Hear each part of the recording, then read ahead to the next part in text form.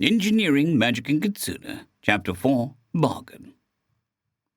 Under Yuki's golden gaze, even as outwardly harmless and mischievous as it felt in that moment, John was like a rat caught in a trap. The towering Kitsune stood there and waited his response, smiling serenely and wrapped in a dimming halo of warm sunlight that hugged her form like silk as it soaked into her like rain upon dry earth. She knew his secret, but wild animal panic did not take him, no matter how hard it tried. Why? He felt it rising, but it tapered off whenever it seemed like he was about to boil over into a fight or flight. His gauntleted hand twitched as he considered opening with a quick blast of heat before she could do whatever she was planning. But John quickly discarded that. No, if she knew and planned on attacking him for that, there was no reason to do this grand show where he could see it.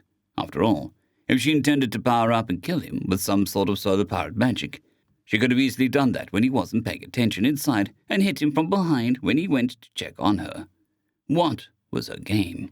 The last visible vestiges of ephemeral radiance clinging to her faded into naught but a general impression of warmness, and her gaze went from mischievous to mildly concerned as she stared down at his frozen form. But John remained steeled, taking a few deep breaths to center himself once more. This could be a form of cold reading, the Kitsune using suspicions and circumstantial evidence to trick him into confessing. But what if it wasn't? She knew much more about the world than him, and despite his general caution, something he did or didn't do might have been a dead giveaway. In that case, lying might lead to her deeming him a threat to be dealt with. Assuming that she was in a position of power, as he suspected, that might lead to an equivalent of a kill team showing up down the line, even if she didn't possess the power to melt him on the spot.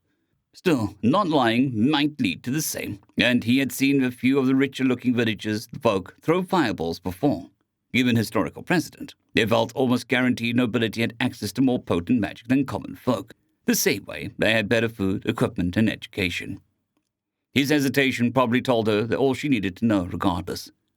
John sighed and wrote, I did not mean to offend, but most of the local population have been rather unwelcoming. His writing was more morbidly than he'd like, leaving him desperately hoping that his message came across rather than being mangled into something else entirely. A very characteristically vulpine grin crossed the Kitsune's face, and she wrote in response, No apology needed. You still opened your home to a stranger in a time of need, and I am in your debt. Would you like to sit down? When she finished reading, she gestured with one of her tails, his slightly shoddy attempt at a picnic table, sitting off on the side of the path between buildings. He reflexively went to write that he was fine where he was, only to realize just how badly his hand was shaking. How pathetic. It probably wouldn't hurt, in any case. Sure, he might be a bit closer to Yuki than he was at the moment. The Kitsune had many better ways to ambush him than putting on a light show and asking to talk. John nodded, and Yuki spun and gracefully walked to the picnic table and sat on the far side, the wooden seat neatly creaking under her weight. Whether her choice of seating was a mercy so he didn't have to step past the fox, or that she didn't want to turn her back on him, was beyond John. Hesitantly, he followed, eyes locked onto her as he sat on the opposite side. Silence reigned between the pair, and he struggled to put words in his churning thoughts. Still, with her cheek resting upon her hand and her writing implements laid in front of her, she felt less like a towering, imposing presence, and more like sitting across from a new co-worker at a lunch in an on-site cafeteria. How did she do that? She broke the ice first. I'm sorry for how you must have been treated. You've come to the land in a time of strife, and they probably mistook you for the invaders from down south. Her smile turned apologetic, if perhaps a bit strained. Do I look like them? He quickly responded, pushing any apprehension aside in this quest for more information. If humans were an invading army, that explained things neatly. At least it gave him an angle to work with. No, the invaders look rather different. But your manner of presence would be unfamiliar to the locals. They don't know what the feeling of an invader is actually like, as the war is still distant. Yuki's quickly written response cut that line of thought short. I liken it to how a trader from another land may misspeak certain words and not hear how they differ from the natives, for they know not what to listen for. It's not your fault, but I could tell you weren't from here even when you were scurrying below the edge of your wall. If this was English, he had zero doubt that presence would be spelt with a capital P. He had only seen it in passing before, but he assumed that it was a saying, more like how someone might be described as having a commanding presence back home. But the way she was describing it, Yuki was saying that he had an aura. All this time, the natives had an innate magical sense that prickled every time they looked at him. He should have guessed. Seeing someone from a magicless world must have been like seeing a walking emptiness, a metaphorical wrongness, a corpse-like shell. He laughed bitterly, joyously, at the absurdity. On top of everything, they were being invaded by an army of what must have been other oddities, as far as they were concerned. He never stood a chance. Not for the first time. He cursed whatever cruel god, monster, or fundamental false stunned him here. "Would you be willing to extend our deal? We have much to offer one another," Yuki wrote, breaking him out of his thoughts before he could spiral. "What is your offer?" John quickly replied, embarrassment creeping in at his momentary loss of control over his emotions. Yuki glanced towards the gauntleted hand before writing, "I've always been keen to learn about foreign magical traditions. You teach me about the basics of yours, and I will help you learn to speak this tongue and aid in disguising your presence as that of a native. I think that is a fair trade." Hope swelled in his chest at the thought of walking down the street, and he almost reflexively agreed, but he froze as he was about to put quill to paper. For some reason, it felt like he was walking into a trap. After all, she had complete control over the entire conversation thus far, and could have easily steered everything for her sole benefit, trading a pittance for a mountain. Still, the idea of being able to walk down a lively street. Moreover, Yuki hadn't mentioned anything pointing her to knowing that John was otherworldly yet, just here against his will. "Before I agree, how did you know I am here against my will?" he asked, turning the paper around to face her. A curious eyebrow raised. "Are you saying that you came here without knowing the language, with no allies or teachers, and then fled inland when persecuted rather than climbing back in a boat? Don't worry, I won't pry if you don't wish to say." She had a point, and he felt foolish. Still, at least she didn't seem to know that he was from another world. As to a deal, he'd still had some reservations. "Both parties will be able to propose term changes if they thought the terms were something else due to a misunderstanding, or if they feel severely robbed due to the future information coming to light. On top of that, I would like to know the context behind who you are and how you got here," John wrote, and Yuki nodded after taking a moment to think, drumming her fingers on the table as she did, although he was pretty sure her hesitation was an act to dissuade him from asking more. "Agreed," she wrote after a moment more of deliberation. "Although if I were to start by retelling from the start of my life, when the people of those lands could hardly smelt bronze, I'd long run out of paper before I ran out of story. To be succinct, this land has a great segregation between the mortal world, like those of the locals you have seen, the grand cities, and the military, and the spiritual, like me, the creatures of the woods, and various other things. Of course, there are rules for interacting with the mortals born from the days when they knew less and were fewer in number to protect both them and many spiritual beings that can't help but fall into specific roles." The Kitsune chose this moment to lock eyes with him, earnest steel entering her gaze. "I hated it, despite being in a favorable position by being a Kitsune of power at the time. I wished to ingratiate both societies in a way that benefited them both. I thus sought to claim a throne that has sat vacant for 3 millennia, one that would confer upon me the authority to make all the changes I desired. While gathering support and completing the trials that would allow me to claim it, my plans were uncovered. My punishment was swift and brutal, and I was chained until recently when my prison was attacked by invaders who thought of a fortress. I've been weakened by my escape, admittedly, but it's much easier to recover from losing power than it is to gather it in the first place, and I plan on resuming my quest once more." That was one hell of a bombshell to drop on someone. His expression twisted into a grimace. How the hell was he supposed to react to that? "Hey, thanks for helping me. I tried to overthrow the Order of Spiritual Society who knows how many years ago, and I'd do it again." The mention of her being from a pre-Iron Age was incredibly worrying too, as depending on how quickly society advanced from here, she could be thousands of years old. With so many years of interacting with people under her belt, she could doubtlessly play him like a fiddle, even if she had never explicitly trained her ability to convince others. Yuki was far more experienced than even the most prolific politicians or lawyers by sheer weight of time. Was she immortal, or were Kitsune just extremely long-lived? Still, it provided some answers. John would probably guess that Yuki had taken off down south, too, if he was in her pursuer's shoes and had seen the invaders free her. Her mention of gathering supporters, too. Her allies must have lived here at some point. Dead animals and people avoid the place because it used to be occupied by a status quo bucking rabble-rouser that they could still feel the presence of. He would have expected whatever forces came down on her to come down on them, too, and this place was far too intact when he found it for that. On top of it all, what was this about a throne in trials? Was it a literal throne that only let the worthy sit upon it, or less a physical one, like a set of laws that allowed one to claim position of power? "I see," John simply wrote after chewing on that massive mess. "You asked earlier about how long I had lived here. Was that to see how long ago your supporters had left?" The Kitsune huffed before adding, "Yes. Given this place wasn't too overgrown to recover, you must have chanced upon it a mere handful of years after they left, perhaps a decade at most." The look on her face was like she was bit into something bitter. One suspicion was confirmed, and the mystery of who owned the fort was definitely solved. Of course, this assumed she wasn't lying, but part of him doubted she was. Even if he could not prove her assertions, there was an ocean of lies more beneficial than pretending to be a leader of an age-old rebellion hated by other maybe immortals. Her expression mellowed back into a gentle smile a moment later, and she added, "The core techniques for gathering power in this land are mostly centered around breathing and your heartbeat, in case you were wondering." And that neatly explained what he saw earlier. Still, he was missing so much, and communicating by writing like this was oh so slow, and self-taught as he was, he feared that he might have misinterpreted parts. "I do have a question of my own as well. A question for a question, yes?" After a moment, he slowly nodded, gesturing for her to continue. "When you used your technique, I didn't feel your presence respond at all. How do you do that?" He should have expected that she knew about it after all the whole reveal of presence, he supposed, and the basics of how it worked were well within the deal's scope. "It's mostly an adapted version of what people here have discovered," he admitted. "The only thing vaguely special about it is how I control it." He pulled out a pencil from his pocket and sketched. It was rough but more than serviceable, and despite all its practice, the hard tip was still far easier to control than a swooping brush for detailed work like this.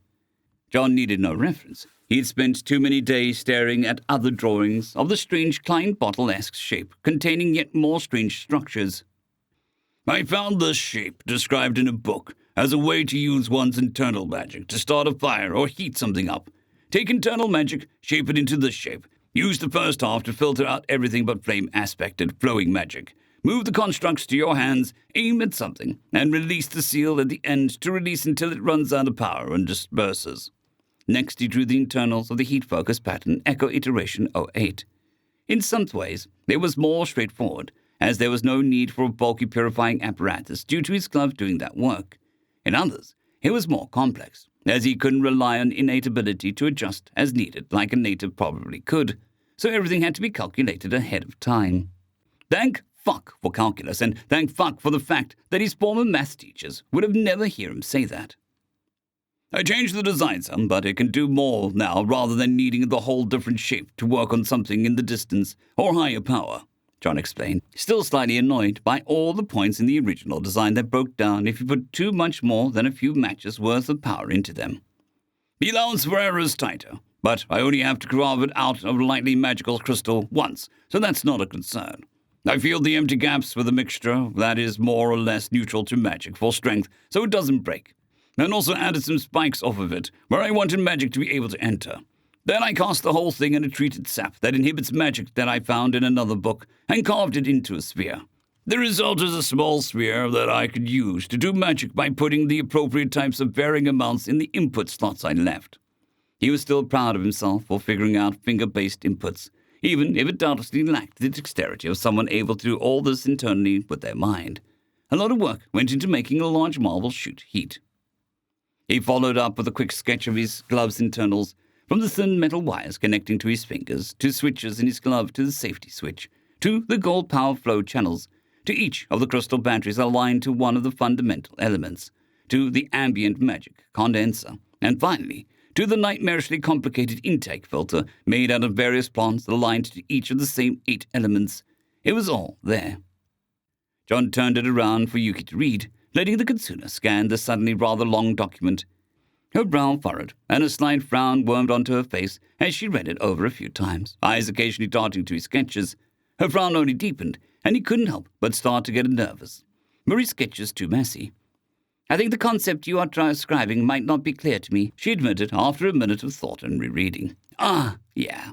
His lack of knowledge in the local language's more specialized terms must have been holding him back. They made sense. Perhaps a demonstration would make him more clear. "Watch," he simply replied. John aimed at a nearby plant sprouting from gaps in the cobbled path, disabled the safety, set his fingers just right, and fired. As expected, heat, invisible aside from some mild haze, flew from his fingers and scythed through the unsuspecting weed, alongside any others he lazily waved over. Easy. John twisted the focus to unlock it and palmed it, making a show of dry firing the glove after to make it clear that nothing happened without one. After, he drew another focus from his pocket and locked it in. Taking aim once more, John fired a jet of cold out of his next unsuspecting victim. Setting the cone a bit wider, he froze a few dandelions and left them as brittle husks broken in two where the beam met them, with spots of ice forming on them from the moist air. John turned to Yuki, but the towering Kitsune's eyes were entirely locked on the charred and frozen stems. The Kitsune's ears were perked up high and pointed forwards as if they might reveal some form of clue. He cleared his throat, and she whooped to look at him. He gestured with an open hand, and Yuki almost hesitantly complied, as he put Heat E08 in her cupped palms. The way she accepted the item felt almost reverent, her hands cradling the large marble-sized sphere as he gingerly dropped it into her dark, padded palms. He wasn't terribly worried she'd break it, even if she somehow did, despite it being solid all the way through and coated with surprisingly durable treated sap. John had 7 prior versions of storage to fall back on, even if they were not quite as refined. Yuki silently rolled it from hand to hand, deep in thought. She held it up to the light, looking at the carefully carved and fused shape within through the translucent, verging on transparent coating. The fox returned to his drawing again, which he helpfully slid over for her to read more clearly. Suddenly, her eyes took on an excited glint, and she hurriedly examined the sphere from every angle before looking back to the sketch. A grin split her face, and she excitedly babbled a few quick sentences and let out a quick bark of laughter, which he couldn't help but notice held a slight squeak to it. Yuki looked at him, her wide smile slowly fading as she looked at his uncomprehending stare, which he imagined was something like a fast food worker without caffeine at the end of a graveyard shift. Her smile turned slightly sheepish, and she wrote, "Apologies. This is incredible. Is this how you use magic back where you come from? Functional physical techniques have been regarded as impossible for countless years. Even a simple one is a treasure worthy of praise that many would kill to possess." He had nearly gotten his head taken off by a fireball the size of a torso thrown at the speed of a motorcycle weaving through traffic a few months back. He certainly believed that someone would kill for less, even if he didn't understand why it was so important. "No, I was not trained in magic back home. My training was more of a mechanical side of things, like the bells you've seen. Magic acts a bit like lightning and a bit like a gas, so I've been able to implement certain things with the overlap in knowledge." Despite everything else in the conversation, it still felt like a mistake to not at least act like a denizen of this world, and revealing that there was no magic back home would be a dead giveaway. Besides, he was sure she still had plenty of secrets too. She stilled, her eyes locked onto his as she wrote, "All this magic is new ideas, mostly old ideas, different forms. I took some from the home and adapted them. The water gauze has an equivalent of hydrogel dressing back home, but it is more strange alcohols and natural polymers there. Not anything that I can make here," he explained, falling back on English words whenever he failed to come up with an appropriate word. "Using what you call physical technique, I can bind water to be mostly solid, then it's simple to infuse it with medicine." She eyed the focus one last time, in naked greed, before handing it back to him, humming. "It's still quite the development. The fact that you can make something like this without support is remarkable. Once you can walk in cities, I would advise you to keep it quiet, though, unless it is far enough in the future that I can provide you with protection openly. Would it interfere with the function if you were to paint the outside of the physical technique so you can't see the technique inside?" That was her concern. Again, this was a lot to drop on a man all at once. Still, the fact that she saw his return to society as inevitable sent a thrilling spark through him, and he couldn't help but smile as he wrote, "That's not a problem. I can give them a colored coating and write something on each." Now, they actually gave him an idea. He could coat each in something else, so they felt different to the touch. It'd certainly make retrieving them quickly simpler. She nodded, writing a message before turning to regard him once more. "Thank you. That'll keep us both safe. You have my word that I'll not tell a soul without your permission." A moment later, she paused, deep in thought. She spoke something, and he stared at her uncomprehendingly. Yuki repeated again, and this time she tapped on the paper where she wrote, "Thank you." John perked up, and it sounded out to himself several times. "Thank you," he tried to repeat, but she shook her head. "Not quite," she wrote. "Hold the first sound a fraction longer, and if we were in a formal setting, it would be my thanks, as I outrank you. After she made sure he read it, she said, "Thank you," again, slowing down and enunciating each syllable clearly. It only took him 3 more tries to get it right. End of story. I'd greatly like to thank our Tier 5 channel members, Casper Arnholt, John Creighton, Manatharia, 050, Dragzoon WRE, and Elijah Silvercross. Thank you very much.